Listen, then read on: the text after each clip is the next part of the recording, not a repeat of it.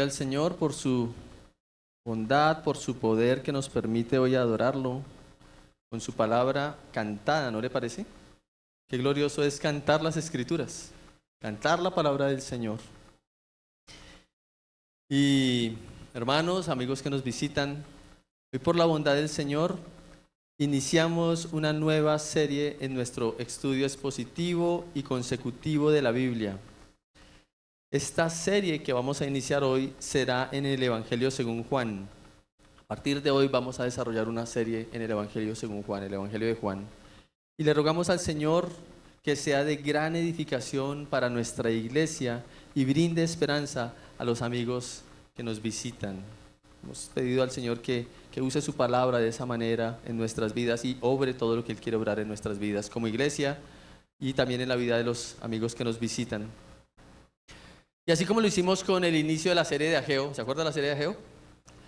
Hubo un contexto, nos pusimos en contexto respecto al libro de Ageo. Vamos a necesitar ponernos un poco en el contexto del Evangelio de Juan, el Evangelio según Juan. Es importante y es necesario que consideremos el contexto en el que se desarrolla el Evangelio. Algunos estudiosos del Evangelio de Juan consideran lo siguiente. Consideran este Evangelio como un Evangelio espiritual, es decir, que tiene un enfoque muy fuerte a nivel teológico, y en la medida en que desarrollemos el Evangelio nos vamos a dar cuenta del enfoque teológico que tiene el Evangelio de Juan. De hecho, lo vamos a ver hoy en el pasaje que vamos a considerar hoy. También los estudiosos lo ven como un evangelio suplementario o complementario a los otros tres evangelios, a los evangelios sinópticos. Lo ven como complementario a Mateo, Marcos y Lucas, como que Juan toca temas que complementan a los otros tres evangelios, así lo ven, porque lo ubican como escrito posterior a esos tres evangelios. Juan es el que es reconocido como el autor de este evangelio, y ese Juan me refiero a Juan, el apóstol del Señor.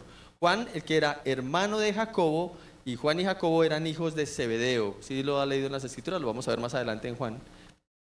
Y él es el autor al que se le atribuye la escritura del libro. Esto cuenta no solamente con la evidencia interna, el Evangelio nos da señales de que fue él mismo el que lo escribió, Juan, el apóstol del Señor, sino que también hay evidencia externa, como escritos del segundo siglo, escritos por Ireneo. Ireneo fue un discípulo de Policarpo, y Policarpo fue discípulo de Juan, literalmente. Entonces, hay escritos donde Ireneo, discípulo de Policarpo, asume y le da la autoridad del Evangelio a Juan, el apóstol. Entonces tenemos evidencia interna y tenemos evidencia externa. Buena parte de los estudiosos ve este evangelio como que fuese escrito a final del siglo I, más o menos entre el año 85 y 95 después de Cristo. También se han levantado otras voces que consideran como que es un escrito más temprano, que fue escrito en el año 70, incluso antes de la destrucción del templo. Algunos lo ubican incluso ahí. Y hay algunas voces menos ortodoxas, es decir, no confiables, que lo ubican como muy tardío en el siglo II, y eso pues claramente anularía que fue Juan el que lo escribió. En este evangelio Juan expresó con claridad el propósito por el cual escribió el evangelio. Juan dice en el mismo evangelio para qué lo escribió. ¿Quieres saber para qué? Siga viniendo. No. Juan 20 al 31 dice: estas se han escrito, está hablando de las señales que el Señor hizo, estas se han escrito para que creáis que Jesús es el Cristo y el Hijo de Dios, y para que creyendo tengáis vida en su nombre. Juan dice, yo escribí estas cosas, aunque Jesús hizo muchas más cosas, yo escribí estas cosas para que ustedes crean que Jesús es el Cristo, el Hijo de Dios, y para que creyendo tengan vida en su nombre. Y saben, ese será el propósito nuestro también al predicar este evangelio. Que creamos que Jesús es el Hijo de Dios y que creyendo tengamos vida en su nombre. Y esto es para creyentes, quienes ya creemos, pero necesitamos conocer a Jesús mucho más y mejor. Y es para personas que nos visitan y no conocen y no creen que Jesús es el Hijo de Dios. Y el resultado es que creyendo tendrán vida en su nombre. A partir de allí se puede identificar que este evangelio, según Juan, apunta a un doble propósito. Por un lado es evangelístico. Este evangelio usa casi 100 veces la palabra creer, mientras que los otros evangelios en conjunto lo usan casi la mitad de esas veces. Entonces para Juan es muy importante su contexto evangelístico, crean. Y por otro lado, este evangelio también es apologético.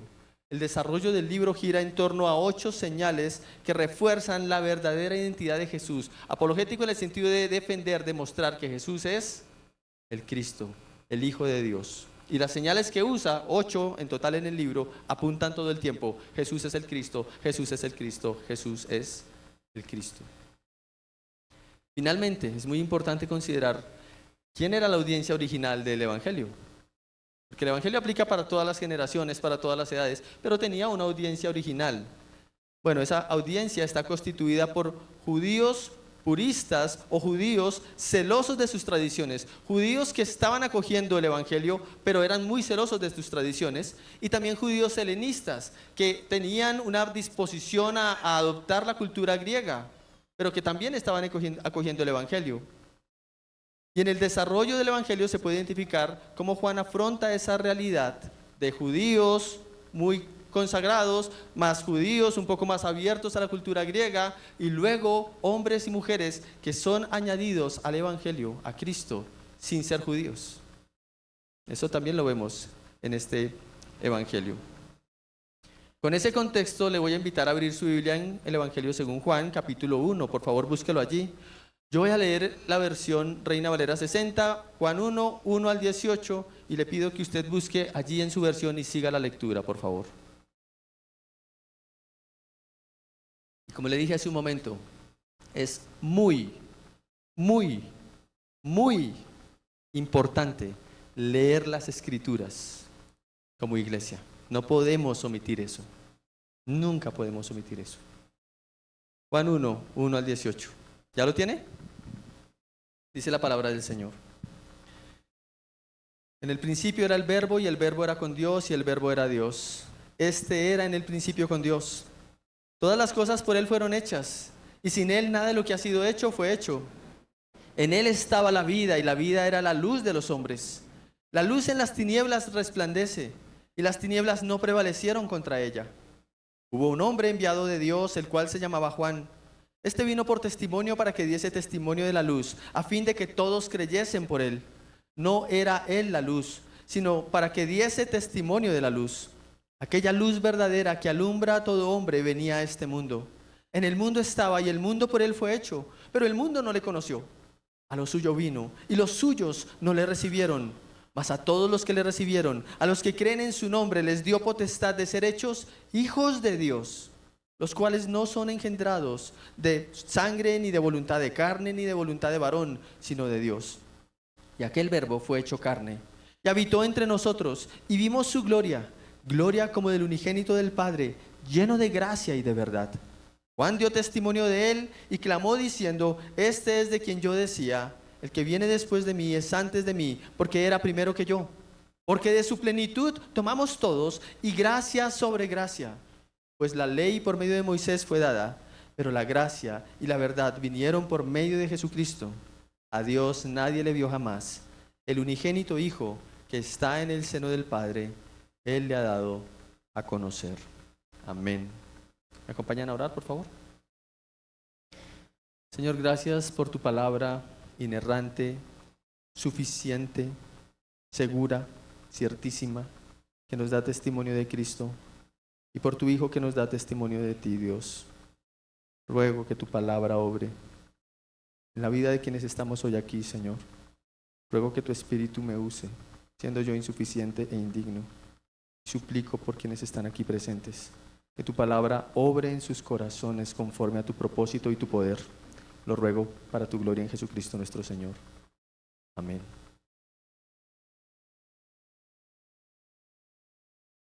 Uno de los mayores recibimientos que alguien haya podido experimentar en nuestro tiempo moderno ocurrió el 13 de agosto de 1969. Haga memoria, ¿no? Ok. El 13 de agosto de 1969 ocurrió uno de los mayores recibimientos que un hombre o un grupo de hombres haya podido recibir en nuestra historia moderna.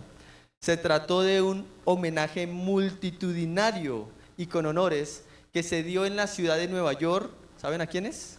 A los astronautas del Apolo 11, porque habían llegado sanos y salvos a la Tierra luego de su exitosa misión a la Luna Entonces en esa fecha, luego de su regreso y una cuarentena que tuvieron que soportar, el 13 de agosto iban por las calles de Nueva York ovacionados y papeles volando y las personas aplaudiendo y saludándolos. Tremendo recibimiento que les brindaron a estos hombres. El pasaje que leímos expone la llegada más asombrosa que la humanidad jamás haya podido experimentar, no solamente en la época moderna, sino en toda la historia hasta la fecha. Este pasaje expone la llegada más asombrosa que los seres humanos hayan podido experimentar. Porque no se trata de la llegada de 3 hombres que estuvieron por fuera de la tierra durante 4 días, sino que se trata de Dios mismo hecho hombre y llegando al lugar que Él mismo creó.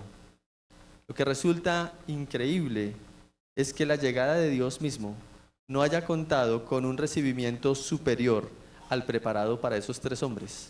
¿No le parece? El título de este mensaje es Asombrosa llegada, trivial recibimiento. Asombrosa llegada, pequeño recibimiento. Y mi mensaje para los que están presentes hoy aquí es: escuchemos de Cristo y creamos para su recibimiento. Escuchemos de Cristo y creamos para su recibimiento. Vamos a considerar este mensaje en 2 aspectos que el pasaje nos presenta. Este pasaje, si le prestó atención, se puede enfocar o se puede identificar que hay como 2 secciones. Una primera sección es el testimonio de lo divino y son los versículos 1 al 13. Allí el apóstol Juan está dando, allí Juan el escritor, el autor, está dando un testimonio acerca de Cristo de forma divina. Está diciendo Jesucristo es Dios, versículos 1 al 13. Y luego el versículo 14 al 18, el segundo aspecto, el testimonio del humano, está diciendo Jesucristo se hizo hombre. Así que con esos 2 aspectos vamos a avanzar en el pasaje y a escuchar de Cristo para creer en Él y recibirle. Iniciemos con el primer aspecto, el testimonio de lo divino. Jesucristo es Dios. En esta primera parte Juan va a usar una secuencia. Juan desarrolla una secuencia y luego la va a repetir en la segunda parte. ¿Qué secuencia? La secuencia es, inicia con Jesucristo, continúa con la relación de Jesucristo y la humanidad, habla de esa relación, ahorita lo vamos a ver, y culmina citando un testigo. Habla de Jesucristo, habla de la relación de Jesucristo con la humanidad y finalmente, ¿habla de quién? Cita un testigo, ¿de acuerdo? Eso es lo que hace y en la segunda sección va a ser lo mismo. Juan inicia refiriéndose a Jesucristo, pero particularmente a la divinidad, a la deidad de Jesucristo. Así inicia Juan. Y lo hace afirmando de manera directa que Jesucristo es Dios. ¿Cómo lo hizo? Versículo 1, la primera parte dice, el verbo era en el principio. Dice, en el principio era el verbo. Así inicia Juan. Ahora, ¿está llamando a Jesús? El verbo. ¿Cómo lo sabemos? Porque al final dice que es Jesucristo. Pero lo vamos a ver más adelante. Dice en el versículo 17, para no omitirlo, pues la ley por medio de Moisés fue dada, pero la gracia y la verdad vinieron por medio de Jesucristo. Así que cuando habla del verbo, por el versículo 17 claramente sabemos que está hablando de Jesucristo. Empieza a afirmar la eternidad de Jesucristo al decir el verbo era en el principio. Llama a Jesús el verbo y remonta a sus oyentes a unas palabras que seguramente son conocidas, no solo para ellos, sino también para nosotros. En el principio. ¿Les suenan conocidas esas palabras? ¿A dónde los llevan? A Génesis. Génesis 1:1. En el principio creó Dios los cielos y la tierra. En el principio, cuando nada había sido creado. Antes del tiempo como lo experimentamos, antes del tiempo como lo conocemos, antes de la creación que vemos, antes de la creación que nos rodea, el verbo, es decir, Jesús, ya existía. Está hablando de la eternidad de Jesús. En el principio, antes de que todo existiera, ya era ¿quién? Jesús. Está diciendo Jesús es eterno. Está hablando de su eternidad. Luego afirma su divinidad. ¿Cómo lo afirma? Lo afirma al igualar al verbo con Dios el Padre. ¿Quién es el verbo? Jesucristo. Iguala a Jesucristo con Dios el Padre. Y al mismo tiempo lo distingue del Padre, lo cual es impresionante. Lo cual es impresionante. No dice el Padre y el Hijo son el mismo. No, los distingue. Es impresionante. Los iguala, pero los distingue. Y es muy importante eso. Él dice, versículos, la segunda parte del versículo 1 y el versículo 2. Y el verbo era con Dios, y el verbo era Dios. Este era en el principio con Dios. ¿Se dan cuenta? Y el verbo era Dios. ¿Lo está qué? Igualando. ¿Y quién es igual a Dios? Solo Dios. Nadie puede ser igual a Dios sino solamente Él. Así que si está igualando al verbo con Dios, está diciendo que el verbo es igual en su deidad, en su divinidad. Y dice, y el verbo era con Dios. Ahí los está distinguiendo, ¿cierto? Juan está con Santiago, está distinguiendo a dos personas, ¿cierto? Juan con Santiago está distinguiendo a dos personas. El verbo era con Dios, está distinguiendo a dos personas, no está diciendo que es la misma persona, ¿de acuerdo? Y el verbo era Dios, está afirmando la divinidad del verbo. Este era en el principio con Dios. Y la siguiente forma como expresa la divinidad de Cristo es afirmando su obra creadora. Dice en el versículo 3, todas las cosas por Él fueron hechas y sin Él nada de lo que ha sido hecho fue hecho. Está diciendo que Cristo, el verbo, participó de la creación. Existía antes de que todo fuese creado, pero además participó de la creación. Fue partícipe de la creación. Así que Juan inició presentando al verbo como Dios, al mismo tiempo que vela por mostrar la perfecta comunión, la unión eterna entre el verbo, Jesucristo, y Dios, el Padre. Muestra esos dos aspectos, la perfecta comunión, la unión eterna, señalando la deidad de Jesucristo. Juan sigue en su secuencia. Primero les dije que la secuencia era que iniciaba hablando de ¿quién? Jesucristo, en este caso de su divinidad. Luego en su secuencia avanza para mostrar la relación del verbo con la humanidad. ¿Qué tiene que ver Jesucristo, Dios, con la humanidad? Versículos 4 y 5. En Él estaba la vida y la vida era la luz de los hombres. La luz en las tinieblas resplandece y las tinieblas no prevalecieron contra ella. Así que el verbo es la vida y la luz de la humanidad. Así fue todo originalmente. La relación que tiene Jesucristo, el Hijo de Dios, Dios mismo, Dios el Hijo, con la humanidad es, Él es la vida. Él es la luz de la humanidad. De todos los seres humanos. Él es la vida y Él es la luz. Esa es la relación que tiene. Así fue todo cuando fue creado originalmente. Pero la condición de la humanidad llegó a ser tinieblas, versículo 5. La luz en las tinieblas resplandece. Originalmente era una unión, una comunión entre Dios y la humanidad plena, perfecta. Pero luego dice, esa luz, dice, en las tinieblas resplandeció. Así que la condición de la humanidad llegó a ser de oscuridad. Llegó a ser de tinieblas. Y ya no pudieron prevalecer contra la luz. Como lo dice la Biblia de las Américas o la Reina Valera Antigua. Dice, y la luz en las tinieblas resplandece, mas las tinieblas no la comprendieron. En nuestra versión dice, no prevalecieron contra ella, las tinieblas no prevalecieron contra ella. Pero en una versión como la Biblia de las Américas dice, mas las tinieblas no comprendieron la luz. La relación es que Él es la luz y la vida de los hombres, pero los hombres y mujeres, no lo comprendieron. No comprendieron a Cristo. No comprendimos a Cristo. Y Juan culmina su secuencia citando a un testigo. ¿Recuerdan? Habló de Cristo, habló de la relación de Cristo con la humanidad y luego cita a un testigo. Ese testigo da testimonio acerca de la divinidad del Verbo. ¿Y ese testigo quién es? Juan, ¿pero cuál Juan? El Bautista, ¿cierto? Ya no es Juan el escritor del Evangelio, sino Juan el Bautista. ¿Y qué hizo Juan? ¿Qué hará Juan más adelante? ¿Quién recuerda? Prepara el camino del Verbo, prepara el camino del Mesías, lo bautizará, ok.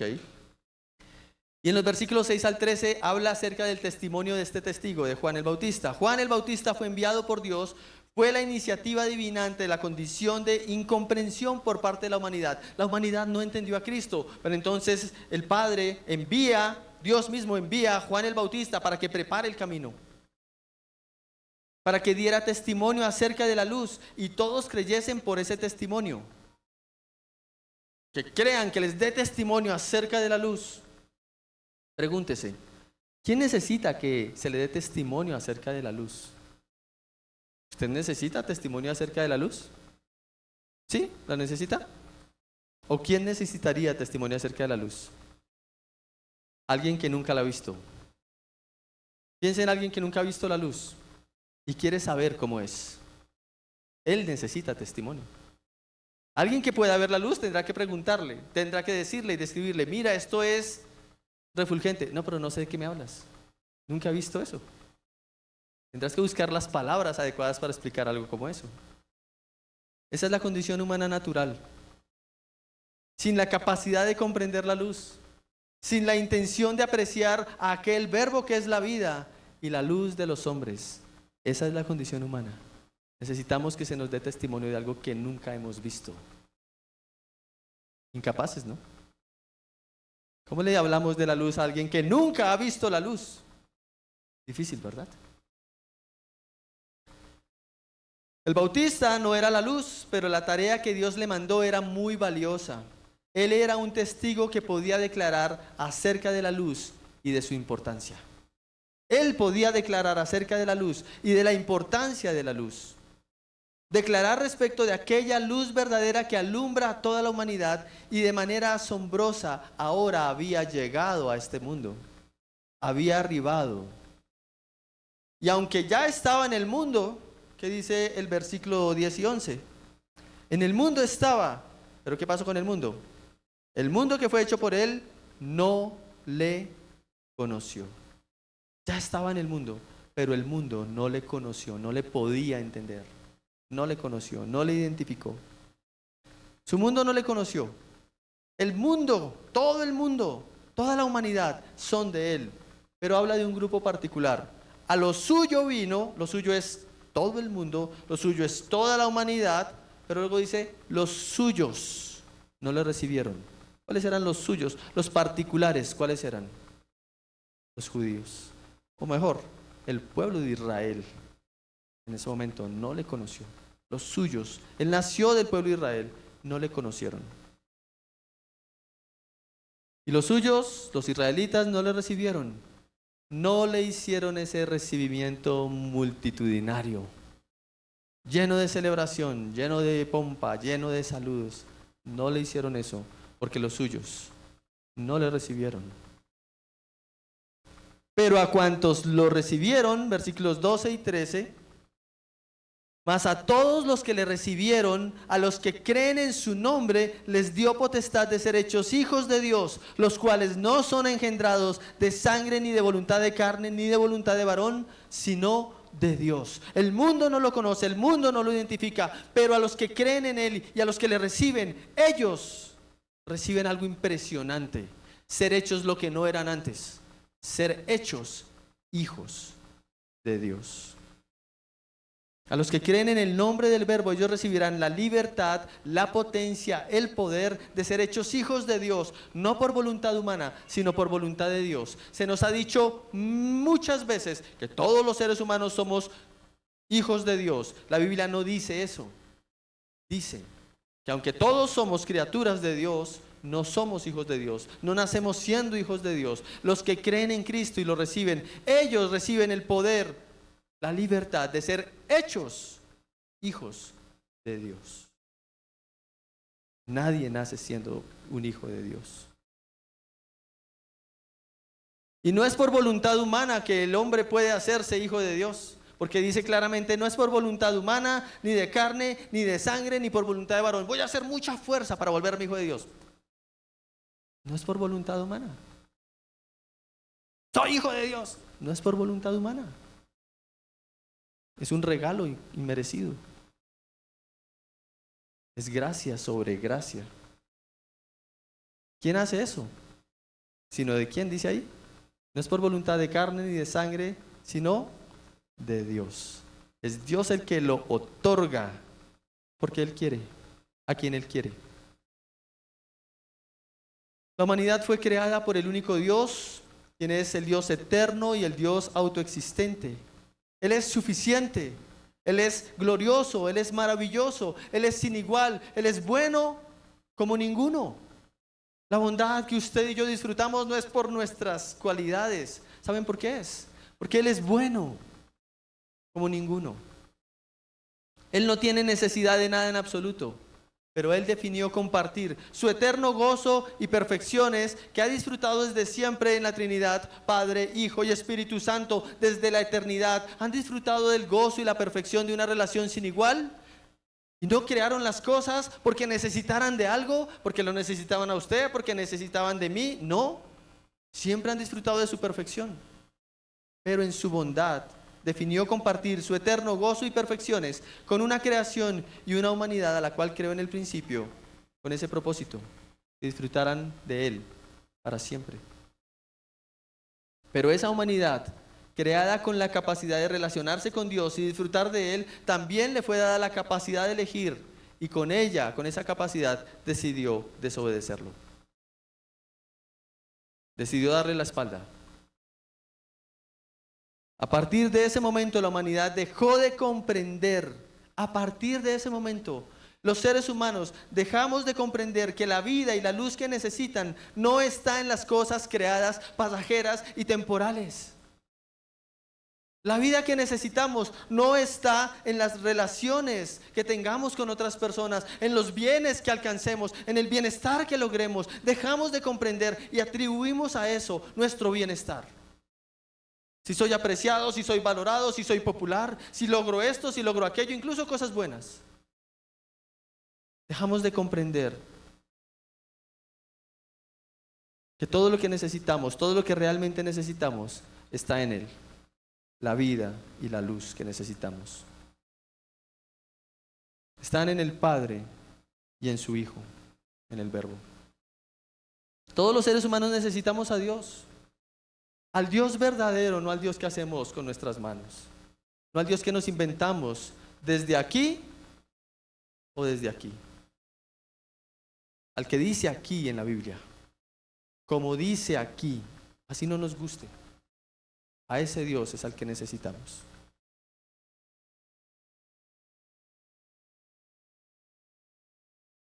Todos necesitamos a Dios, al único Dios. Aunque no lo comprendemos, aunque no lo aceptemos, aunque no lo deseemos, ni le demos el reconocimiento que merece, sin duda todos los seres humanos lo necesitamos.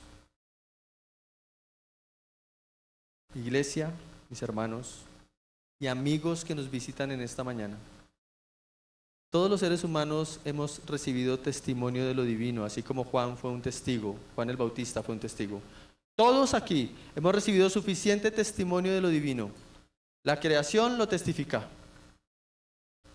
Nuestra conciencia también testifica acerca de Dios. Nos dice qué está bien y qué está mal.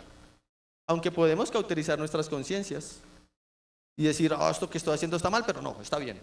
Podemos llegar a convencernos de eso, porque así de duros somos, así de malos somos. Pero tenemos suficiente testimonio por la creación y por nuestra conciencia en la cual está escrita la ley de Dios. Vemos su huella grabada en quienes nos rodean. Pero ante ese testimonio de lo divino, en donde Juan apunta a Jesucristo como el Dios verdadero que todos los hombres necesitan, deberíamos hacernos una pregunta, iglesia y amigos que estamos aquí presentes. ¿Reconozco que necesito a Jesucristo? ¿Reconozco que necesito a Jesucristo? ¿O usted viene porque pues el domingo hasta ahora no tengo nada que hacer? ¿O usted viene porque es que me toca? ¿O usted vino hoy por una razón? Yo necesito a Jesucristo.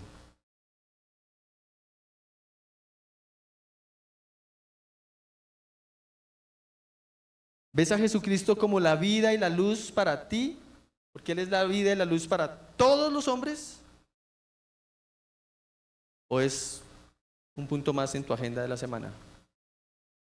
Jesucristo y todo lo demás que viene. Gracias. Next. Todo lo demás. Amigos que nos acompañan, ¿puedes ver que no has comprendido a Jesucristo? Como dice el pasaje. No comprendo la luz de Cristo. Los hombres no le comprendieron. ¿Puedes ver que no lo has comprendido? No lo has comprendido si la venida de Cristo a esta tierra te parece como algo sin trascendencia. Puedes decir, no, yo sí lo comprendo. Bueno, si Jesús vino a esta tierra y te parece como algo intrascendente que no afectó tu vida, quiero que reconozcas a través de eso que no lo has comprendido. Así como la humanidad no comprendió y no celebró cuando llegó.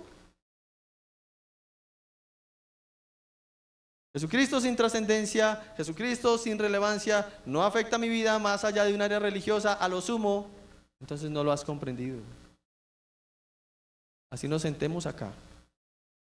Pero si Él no es trascendente para nuestras vidas, no lo hemos comprendido. Iglesia, mis hermanos, ¿recuerdas los días cuando aún no lo habíamos comprendido?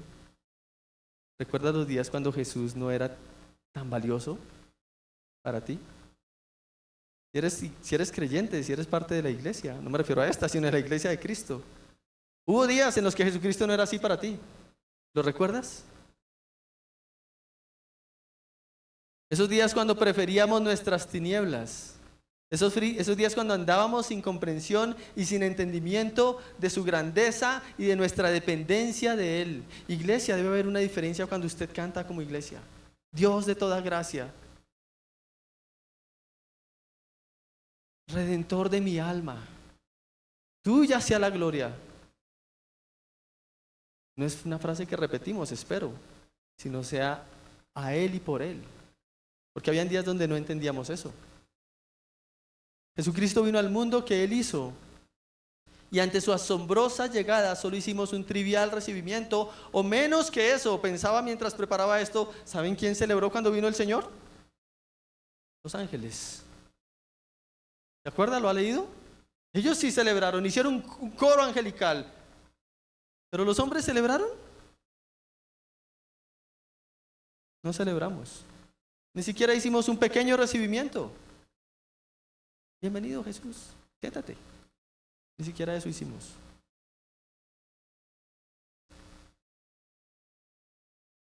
Pero los que lo reciban y crean en su nombre, ellos tendrán el privilegio de ser hechos hijos de Dios. Y el recibimiento se vuelve al revés. Los que creen en Cristo y lo reciben son recibidos como hijos de Dios. Y ahí sí hay una celebración impresionante. Interesante, ¿no?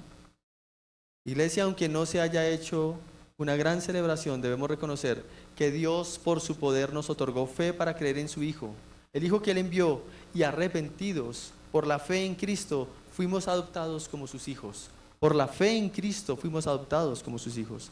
Eso es lo mejor que le puede ocurrir a un ser humano. No es ganarse la lotería, no es casarse, pero cásense por favor. Los que se van a casar. Pero lo mejor que le puede ocurrir a un ser humano es que Cristo, haber recibido fe en Cristo para ser hecho hijo de Dios. Eso es lo mejor que le puede ocurrir a un ser humano. Mis amigos, escuchando el testimonio de la divinidad de Cristo, puedes pedir a Dios que te otorgue fe para creer en Jesucristo. Pídele a Dios que te otorgue fe, amigos que nos visitan. Pídele a Dios que te otorgue fe para creer en Cristo. Pídeselo a Dios, porque tú no tienes esa capacidad. Y si Dios no te la da, nunca vas a creer en Cristo. Nunca. No es por voluntad de carne. Y usted de carne, ¿cierto? Ni de sangre, ni de varón, sino por voluntad de quién. Entonces pídele a Dios que te dé esa fe para creer en Cristo genuinamente. Escuchemos de Cristo y creamos para su recibimiento. Escuchemos de Cristo y creamos para su recibimiento.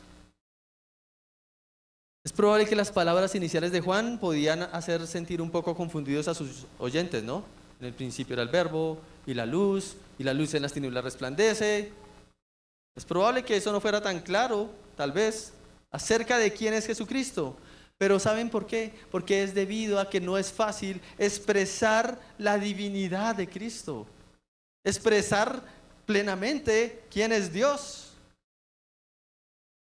Sin embargo, Juan sumará otra realidad gloriosa a quién es Jesucristo. Ya expresó la realidad gloriosa de que Jesucristo es quién, Dios. Pero va a sumar otra realidad gloriosa acerca de quién es Jesucristo, y para verla vamos a avanzar a la segunda sección de nuestro pasaje, versículos 14 al 18. Es probable que ese recibimiento multitudinario en las calles de Nueva York al regreso de los astronautas no solo estaba ligado a que cumplieron el propósito de ir a la luna y regresar con vida al planeta. Es probable que ese recibimiento multitudinario también generara tanta expectativa porque los hombres que estaban en la tierra querían escuchar lo que ellos, ¿qué? Vieron, lo que ellos oyeron, lo que ellos percibieron al ir hasta ese lugar tan lejano, y que pudieran reconocer ese testimonio de estos hombres. Y wow, aclamémoslos y ojalá nos cuenten y que les hagan muchas entrevistas y que nos digan qué vieron, ¿cierto? Y aclamémoslos, salgamos todos a recibirlos. No solamente fueron y volvieron, celebremos, no, sino que ahora que nos cuenten cómo es todo eso allá arriba. ¿Cómo entender las cosas del cielo que nunca se han visto? ¿Cómo entender la majestad divina que no hemos visto? Dios definió que para hacer entender la grandeza de su majestad, para hacer entender la sabiduría de sus planes y propósitos, su Hijo eterno se hiciese un hombre y viniese a esta tierra para darlo a conocer a Él. Alguien que estuvo allá, alguien que es de allá, que eternamente ha sido de allá, se hace como nosotros para dar a conocer, para dar a entender quién es Dios mismo. Y en esta segunda sección, Juan también va a usar esa secuencia que usó en la primera, es decir, va a hablar de Jesucristo, ya no en su divinidad, sino en su humanidad. Va a hablar de la relación de Jesucristo con la humanidad y finalmente va a exponer a un testigo, al mismo testigo del que habló antes, a Juan el Bautista. Juan inicia ahora refiriéndose a la humanidad de Jesucristo, afirmando de manera directa que Jesucristo se hizo un ser humano, se hizo un hombre. Y eso vamos a leerlo en el versículo 14a. Y aquel verbo fue hecho carne y habitó entre nosotros. Aquel verbo fue hecho carne. ¿Qué significa? Que tomó un cuerpo, que se hizo literalmente como usted y como yo. Haga así. Literalmente un cuerpo como el nuestro. Se hizo un hombre como usted y como yo. Indica que Jesucristo asumió la condición humana, empezó a hacer algo que no era previamente. Jesús no ha sido eternamente un hombre. Jesús se hizo un hombre, como usted, como yo, un ser humano como nosotros. Pero Él eternamente ha sido Dios, pero empezó a hacer algo que no era previamente. Se hizo un ser humano como nosotros, pero sin pecado, de acuerdo con Hebreos 4:15. Sin pecado. Usted dirá, pero entonces no era un hombre, porque todos los hombres pecamos. No. Dios, ¿cómo hizo al primer hombre? ¿Cuál fue el primer hombre? Adán. ¿Y lo hizo con pecado? No. Así que el hombre originalmente, ¿cómo era? Sin pecado. Y Jesucristo vino igual que nosotros, pero sin. Así que Jesucristo es un verdadero hombre. Porque el verdadero hombre, el hombre original, no tenía, ¿qué cosa? Pecado. El hombre que pecó es una distorsión de la humanidad, ¿se dan cuenta? Así que Jesucristo sí era un verdadero hombre. Tremendo, ¿no? Y aquel verbo fue hecho carne, se hizo un ser humano sin pecado. Y en su secuencia, después de decir Jesucristo se hizo un hombre, se hizo un ser humano, en su secuencia Juan avanza para mostrar ahora la relación de Jesucristo con ¿quién? Con la humanidad, igual que en el caso anterior. ¿Cuál es esa relación del verbo con la humanidad? Versículo 14b, dice: y aquel verbo fue hecho carne y habitó entre nosotros, y vimos su gloria, gloria como del unigénito del Padre, lleno de gracia y de verdad. Esa es la relación de el verbo haciéndose un ser humano. Ahora lo podemos entender. Al ver a Cristo en su humanidad, los hombres pudieron ver al Dios magnífico y sin igual. Él dice, y vimos su gloria. Por eso es que él se está incluyendo, ¿se dan cuenta? El evangelista se está incluyendo. Dice, vimos. Él está diciendo, yo también, ¿qué? Vi esa gloria. Él vio a Cristo y está dando un testimonio personal de Cristo. Cuando se hizo hombre, pudimos ver su gloria. Antes, ¿qué cosa? No lo entendimos. Pero ahora, haciéndose hombre, vimos su gloria. Gloria como del unigénito del Padre, lleno de gracia y de verdad. Viendo a Jesucristo en su humanidad, los hombres pudieron ver al Dios magnífico y sin igual, ver su gloria, ver su gracia, ver su verdad. También pueden reconocer la relación filial entre el Padre y el Hijo. El Hijo desde siempre es el unigénito del Padre, dice, el único en su tipo singular y único de su clase. Dice, gloria como del unigénito del Padre. ¿Se dan cuenta? Está hablando de la relación filial. De nuevo está distinguiendo la relación entre el Hijo y ¿quién? El Padre. Gloria como del unigénito del Padre. Está distinguiéndolos. No dejó de ser hijo cuando se hizo ¿qué? Hombre. Siguió siendo el Hijo de Dios. Siguió manteniendo la relación que tenía en la eternidad. Eso siguió. Sin perder ni modificar su divinidad. Se hizo un hombre, pero no dejó de ser Dios. Sin perder su rol en la Trinidad. Se hizo un hombre, pero siguió siendo hijo de ¿quién? De Dios. Jesucristo se ha hecho un verdadero hombre. Por tanto, es el único hombre, es el único ser humano capaz de dar a conocer a Dios delante de la humanidad. Y vimos su gloria. Tal vez usted diga, bueno, me siento en desventaja, porque Juan y los que estaban en el primer siglo lo pudieron ver, pero yo no. Yo ya no lo puedo ver. Sí, sí lo puede ver. Lo puede oír, lo puede ver. ¿Dónde? ¿Dónde con seguridad? Acá. En su palabra, en la Biblia. Y finalmente Juan termina su secuencia citando al testigo estrella. ¿Se han escuchado un testigo estrella en un caso? Bueno, Juan el Bautista es el testigo estrella. ¿Y qué dice de Juan el Bautista? Versículos 15 y 16. Juan dio testimonio de él y clamó diciendo, piensa en clamó, ese clamor no es, ay, ven, llegó Jesús, llegó, no, era un clamor, era un grito en medio de la sociedad que rodeaba a Juan el Bautista. Este es de quien yo decía, el que viene después de mí es antes de mí, porque era primero que yo, porque de su plenitud tomamos todos y gracia sobre gracia. Las palabras de Juan el Bautista. Es como si Juan dijera, mírenlo, aquí está. ¿Se jugó a escondidas alguna vez? ¿Sí? Y salía a buscar por todo lado y cuando encontraba que decía, ahí está, 1, 2, 3, por...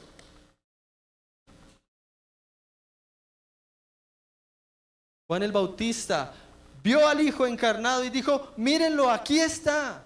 Apareció en escena, vino después de mí, pero es primero que yo. De su superabundancia es que todos somos sustentados, mírenlo. Y ahora mírenlo aquí encarnado, dándonos más gracia sobre la gracia que ya nos había dado, mírenlo. Se encarnó, podemos verlo, mírenlo. Se encarnó, podemos oírlo, escúchenlo. Podemos entenderlo, se hizo como nosotros.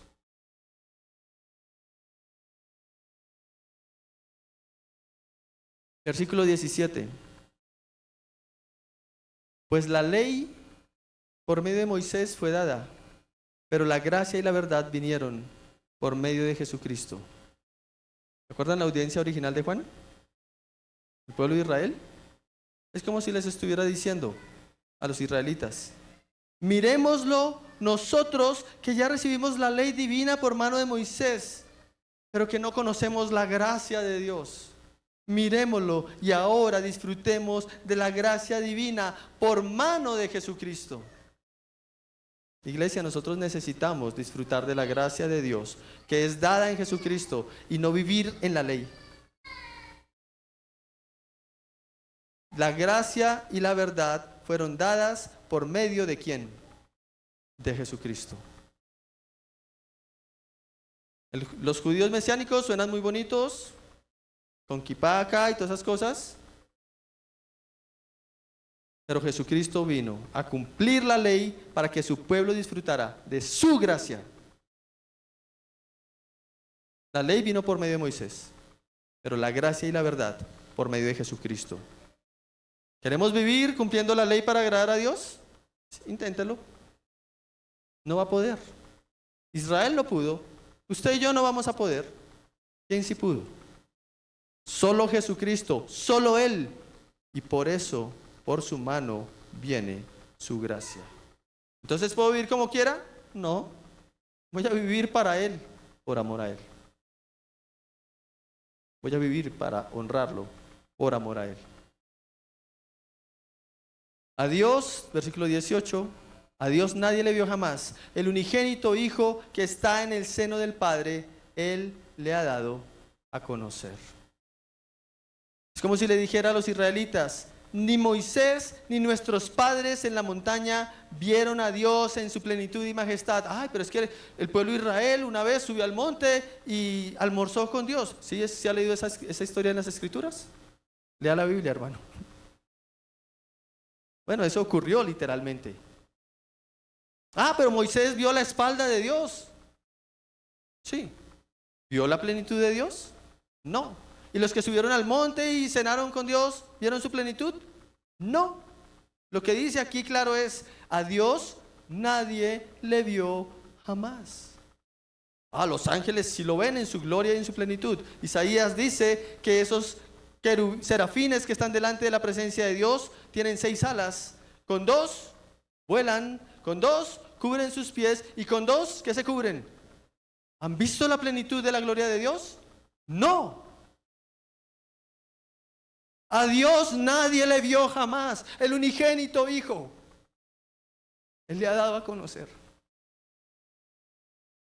Miremos a Cristo.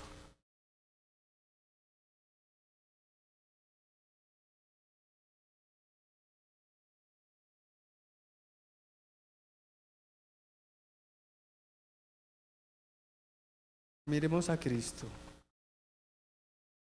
Deja de mirarte al espejo y mira a Cristo.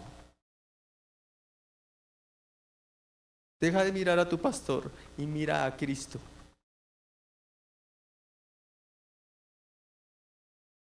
Miremos a Cristo de verdad. Él se hizo como nosotros para que lo conociéramos. No lo entendíamos porque Él es Dios, incomprensible para nuestra mente limitada. Pero se hizo hombre. Escuchamos su voz, lo podemos entender. Si no lo quieres conocer, no tienes excusa. Dijo, si yo no hubiera venido, ustedes no tendrían pecado. Pero yo vine. Escucha a Cristo. La humanidad puede conocer verdaderamente quién es Dios, porque Dios envió a su Hijo unigénito en condición humana para que fuese entendido claramente por los hombres. Jesucristo es el representante que da a conocer fielmente al Padre, como nada ni nadie más lo puede dar a conocer. Si quieres usar intermediarios para conocer a Dios, que no sean Cristo, no vas a conocer a Dios. Pero si quieres conocer a Dios y miras a Cristo, lo vas a conocer verdaderamente. El que me ha visto a mí, dijo Jesús, ha visto al que me envió, al Padre. ¿Se acuerdan cuando leíamos juntos a una voz hace un momento? Colosenses 1:15. Él, Cristo, Él es la imagen del Dios invisible que ahora los hombres pueden ver cuando lo ven, pueden oír cuando lo escuchan. Él es el primogénito de toda creación, porque en Él fueron creadas todas las cosas, las que hay en los cielos y las que hay en la tierra, visibles e invisibles, sean tronos, dominios, principados, potestades. Todo fue creado por medio de Él y para Él, y Él es antes de todas las cosas, y todas las cosas en Él subsisten. Es como si escucháramos a Juan el Bautista, ¿no les parece?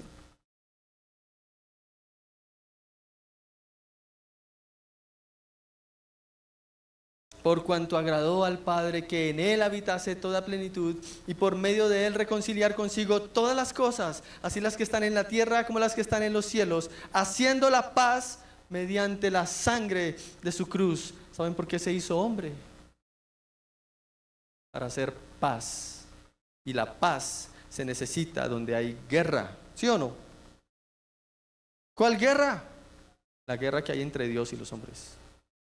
La guerra que hay de parte de corazones rebeldes contra Dios. Jesucristo vino para hacer paz entre hombres rebeldes y el Dios santo y perfecto. Los seres humanos podemos conocer a Dios verdaderamente al mirar a Jesús, pero debemos hacerlo con tanta diligencia. Debemos ir a las Escrituras con tanta diligencia y con tan poca religiosidad que oscurece nuestro entendimiento. Buscando a Cristo, conociendo a Cristo, hallándolo en su palabra, conoceremos al Padre.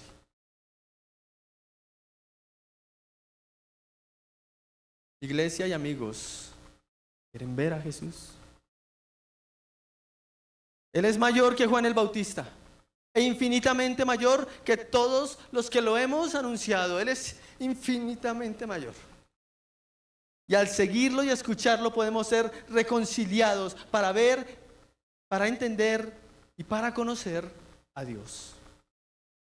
¿Acaso hallaremos a alguien mayor o mejor que Jesucristo? ¿Quieres salir a buscarlo?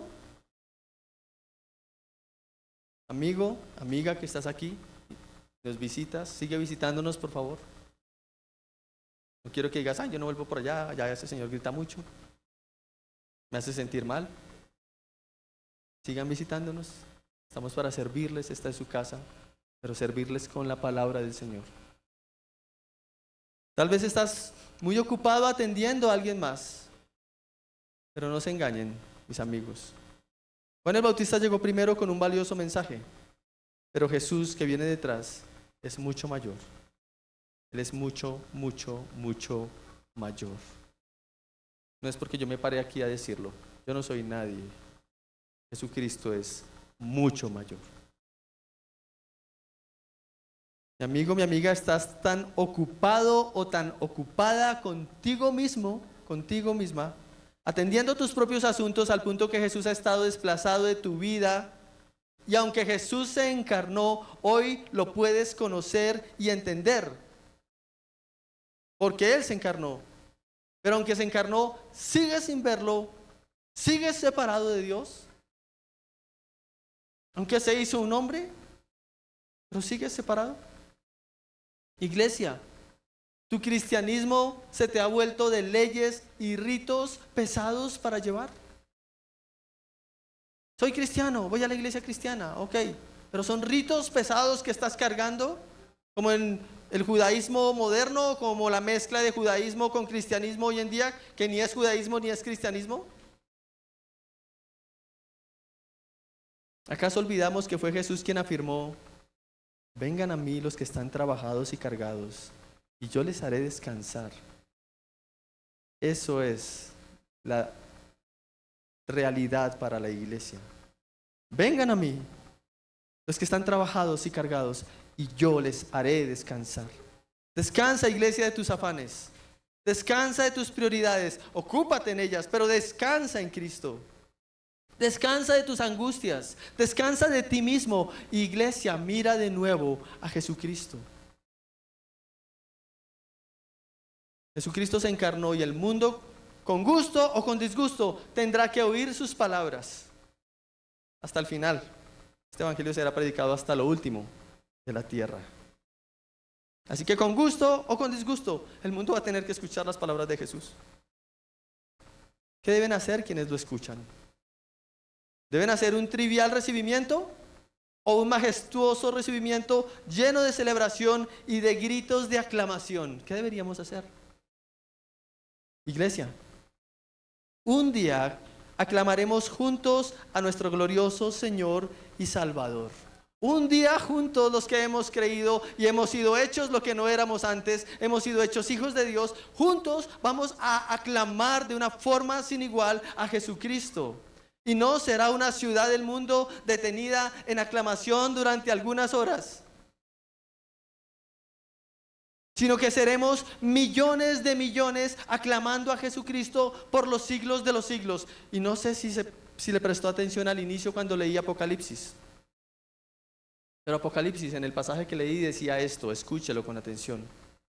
Apocalipsis 5, 11 y 12. Y miré y oí la voz de muchos ángeles alrededor del trono y de los seres vivientes y de los ancianos. Y su número era millones de millones, millones de millones, que decían a gran voz: el Cordero que fue inmolado es digno de tomar el poder, las riquezas, la sabiduría, la fortaleza, la honra, la gloria y la alabanza. Y aquí está la aclamación sin igual que Él merece. Él la va a recibir. No por 2 o 10 o 100 o 1000 personas, sino millones y millones de seres humanos que fueron hechos hijos de Dios. Lo aclamaremos. Porque Él es digno. Porque Él es digno. Él va a recibir la aclamación que merece. ¿Vas a estar ese día ahí? Escuchemos de Cristo y creamos para su recibimiento, porque Él lo va a recibir. Él va a ser aclamado. Así que veamos a Jesucristo en su divinidad. Él es Dios, aunque no lo pudimos comprender. Veamos a Jesucristo en su humanidad, porque en su encarnación nos muestra, lo podemos entender y nos muestra al Padre.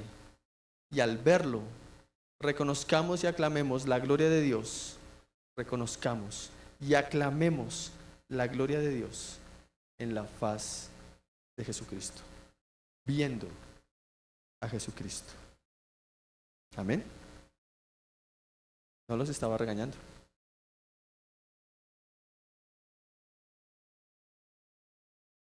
Una forma de aclamar a Cristo hoy, no en ese día que vendrá y que anhelamos y que es glorioso, sino hoy. Tenemos una forma, múltiples, como iglesia, pero hay una particular de aclamar a Cristo. Es celebrar juntos la Santa Cena.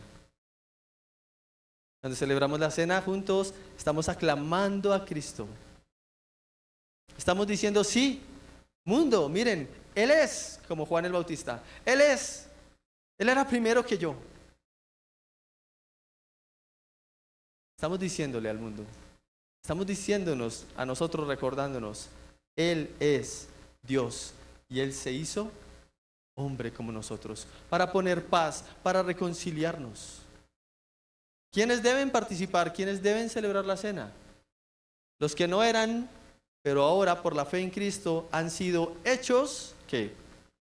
Hijos de Dios. Ellos, todos ellos, estamos llamados a celebrar la cena. Si usted es miembro de esta iglesia, usted está llamado a celebrar la cena. Si usted es miembro de otra iglesia y hoy nos visita, que hay hermanos de Renacer que nos están acompañando, o tal vez algunos que vengan de otras iglesias y hoy nos visitan, están invitados a celebrar la cena. Si usted no es hijo de Dios, pero pensaba que sí lo era porque le habían dicho toda su vida que todos somos hijos de Dios, pero se dio cuenta por Juan 1:12 que no es verdad, entonces yo le voy a pedir que no comparta la cena como todos los demás, sino que participe de otra manera, porque no lo queremos excluir. ¿Cómo puede participar? Mire la celebración de la cena y reflexione. Y pídale a Dios, como se lo dije hace un momento en el sermón, que Él le dé la fe para creer en Cristo, porque a los que creen en Cristo y a los que lo reciben se les da el derecho de ser hechos hijos de Dios. No es por su voluntad, porque no es por voluntad de carne, ni de sangre, ni de varón, sino por voluntad de Dios. Así que mientras ve la celebración, pídale a Dios ahí que le dé ese creer en Cristo y que lo haga su hijo por la fe en Cristo. ¿Quieren celebrar la cena, hermanos?